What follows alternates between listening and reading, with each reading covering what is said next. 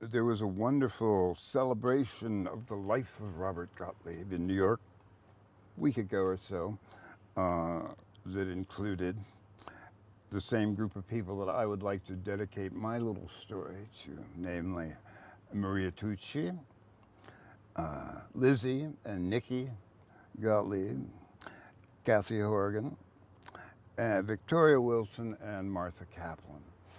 Like Abe Lincoln, I'm not, it's not above my poor power to add or detract from what they said. They covered it all.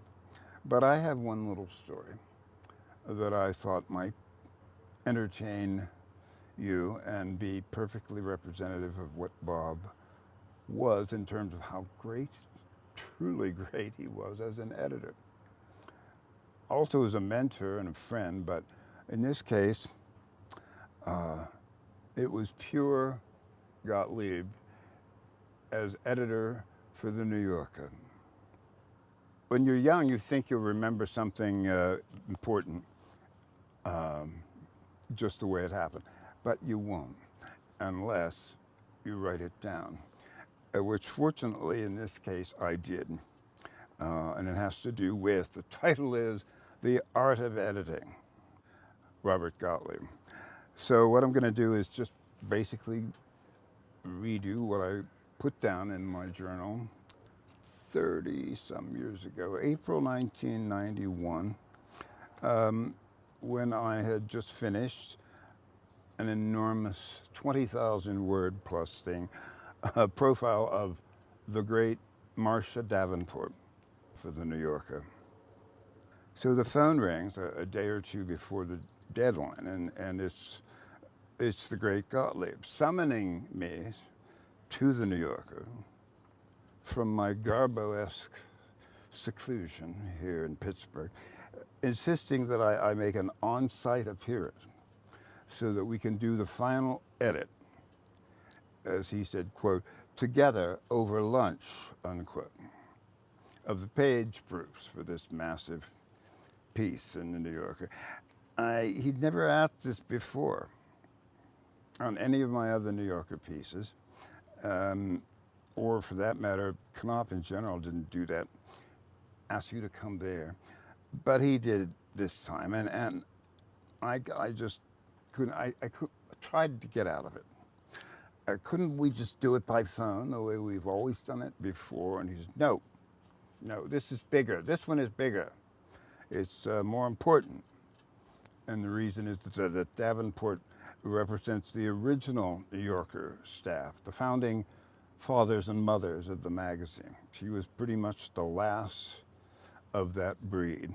And Bob was fascinated by her and in awe of her. So this one was different. He's my beloved friend and mentor. And this one is of historical and ceremonial importance to him. So, okay, he wants me to come, I'll come. But it'll be grueling. I was whining and thinking, but at least it'll be mitigated by a fabulous Manhattan bistro gourmet meal that I'll have at his expense in New York. That'll be my consolation prize. Well, I was very late in arriving. Either the plane's fault or mine, I'm not sure which, but I figured he'd be so pleased to see me that he wouldn't mind. And that was my first big mistake. When I finally got to his office in New York, I found him eating a tuna fish sandwich on the floor of his office, surrounded by galley pages and furiously scribbling in between bites and issuing orders. Very first word, not hello, no, first word. You're late. Sit down here. There's a sandwich.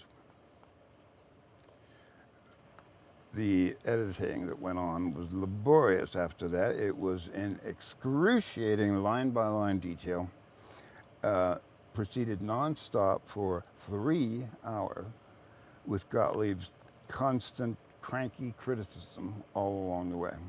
And patience was wearing thin on both parts.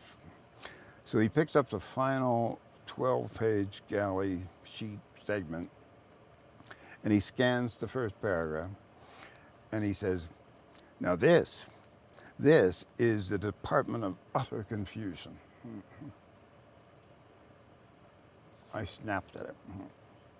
He said, Bob, you've edited the hell out of this section a dozen times, and it never struck you as the Department of Utter Confusion before. Why now?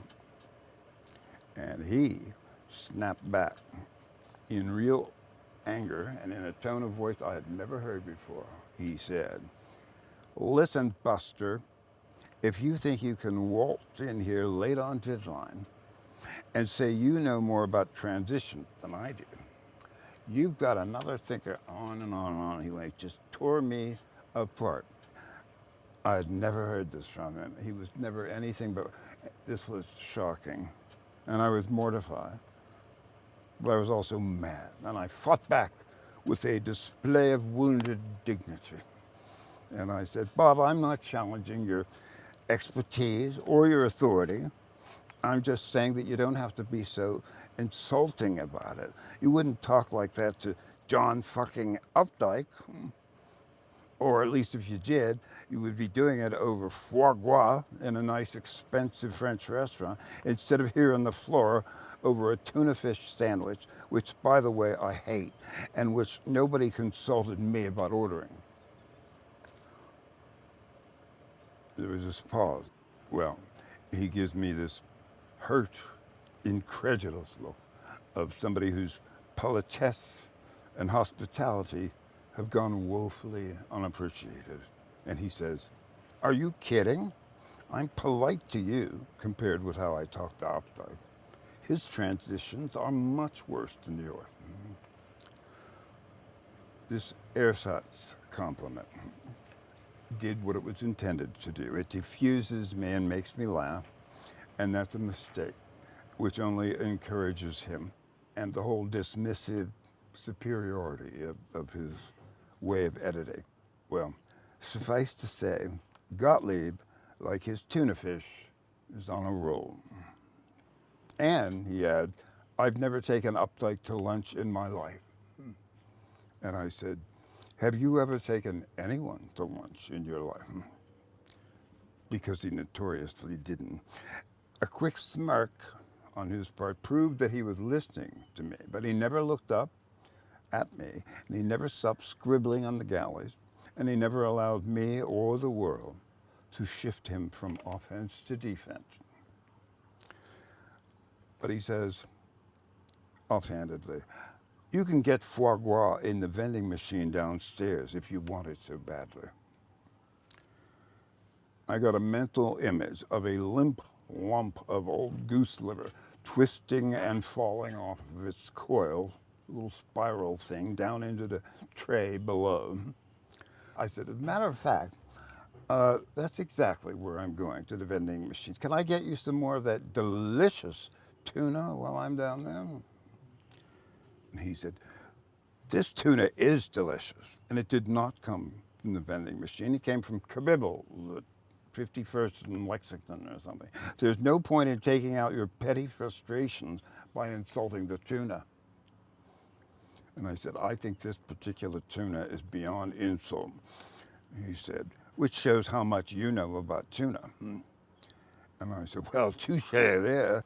I could never aspire to your knowledge of tuna. But of course, you were a tuna major at Columbia, whereas I was just in Slavic linguistics there. Bob said, I minored in tuna. I never pretended to major in it. Did you know Charlie well? Well, Bob, he was ahead of me, but we got along swimmingly. And by the way, what residence hall did they keep you Slavic majors in? Was it the Bolshoi Novosibirski dorm? I said, yes, you remember. It was right next to the Alpha Omega Tuna frat house. And didn't you live there during your Chicken of the Sea fellowship? And he said, yes, I'm surprised we didn't run into each other then. But I was a recluse, and of course, you were always on the go-go. And on and on. And in the process of trying to keep up with him, I was fully distracted, as he intended, and did not pay attention to the fine tuna mayhem that he was finishing up on my piece. Ladies and gentlemen, Robert Gottlieb in the editing process, unbelievably entertaining, unique, brilliant, funny, and everything else that you can think of to say positive about this man.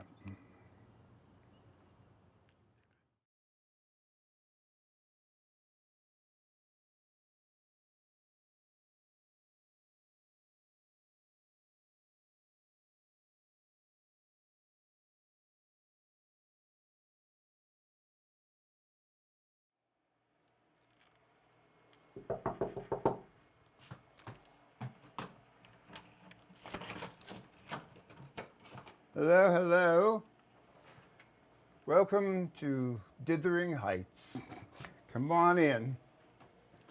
This place is an unofficial arcane museum, sort of, with too much stuff, all of it in a way in honor of Bob Gottlieb. Not totally, but significantly. This is the creation, and it's God creating the sun and the stars, and God creating night and day, God creating the earth and the animals, the tree, and this one is God creating ballet, right?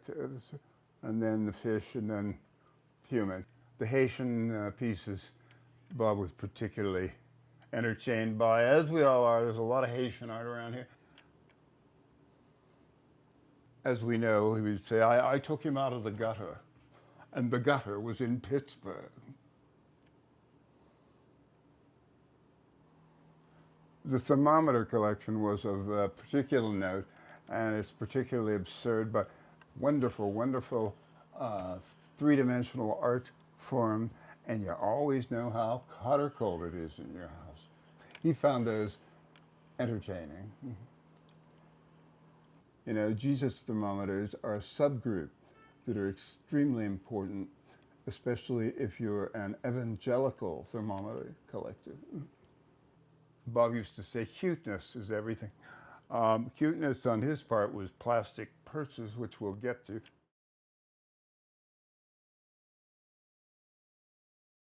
My first book, thanks to Bob, was a biography of Louise Brooks. But when he came here to Pittsburgh to discuss it, he was immediately interested, at least as much as the literary aspect, in my collection, namely my collection of non-dairy creamers, which happen to have here non-dairy creamers. What can you say about them except that they're guaranteed not to contain a single bit of actual food or drink. It's pure chemical. And it's the names of them that are so wonderful. Anyway, Bob thought that was funny, but he was more seriously interested in plastic pocketbooks of the 1940s. His first book that he actually wrote, he had edited and shepherded hundreds of wonderful books, but the first book that he himself wrote, compiled, was A Certain Style. And it's a great collection of all the plastic pocketbooks from the 1940s and 50s. But Pittsburgh was a treasure trove of plastic pocketbooks. And I got a lot of credit for helping him locate some of his favorites. Here's a plastic pocketbook that's in the form of a coffin. Pretty interesting. And, you know, there's one in the form of everything in this book. The guitar, the plastic pocketbook in the shape of a guitar. Anyway, impossible, ridiculous, wonderful thing that Pittsburgh somehow had a lot of. Here he is with my daughter, Marika.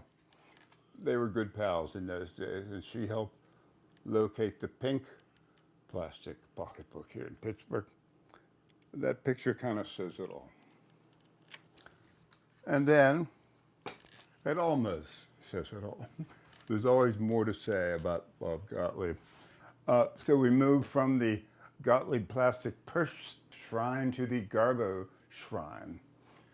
That was his first book. His last book was called Garbo. It's about Greta Garbo. Now, I had done a biography of Greta Garbo under Knopf and Victoria Wilson's wonderful editing. Why did he want to do Garbo? That was for him to explain. It was mostly about the movies. He wasn't trying to reinvent the wheel, and he was wonderful, but he called me a lot about it. I was real happy to consult with him, to be a consultant, and to try to do a few things for him on the order of what he did for me, which was huge. I was so happy to have the strange distinction among my my many claims to fame, countless claims to fame, is that I helped him with his first and last book. The temperature of the Times, important here because of the thermometer collection, says it's time to go, and just say thank you. Thank you to Bob, thank you to his family for everything. What more could I say? Lots, but that's it. Thank you. Goodbye.